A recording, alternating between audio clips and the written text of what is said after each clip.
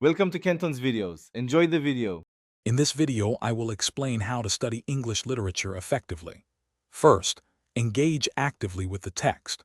This means highlighting important passages and jotting down your initial thoughts in the margins. Look for literary devices like metaphors, similes, and symbolism, which are crucial for deeper understanding. Always question the author's intent and the broader implications of the work. This active approach lays a solid foundation for your literary journey, helping you connect with the material on a more profound level from the very beginning. Next, it's vital to understand the context surrounding the literature you're studying. Delve into the historical, cultural, and biographical background of the work. This research helps you grasp the environment in which the piece was created. Additionally, explore various critical interpretations and scholarly articles. These offer diverse perspectives and deepen your appreciation. Understanding how societal values shape the author's viewpoint provides invaluable insight, enriching your overall comprehension of the text and its enduring significance. Now, let's move to deep analysis and interpretation.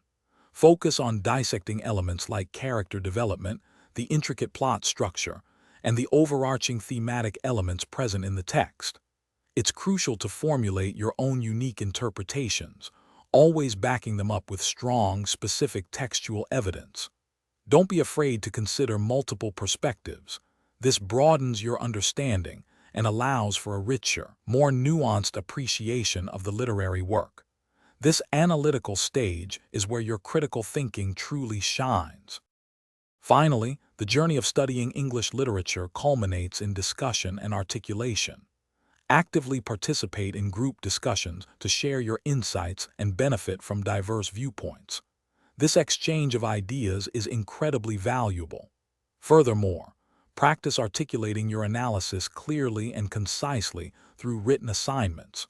Refining your arguments based on peer feedback and thoughtful self-reflection is essential for growth. This final step solidifies your understanding and hones your ability to communicate complex literary ideas effectively.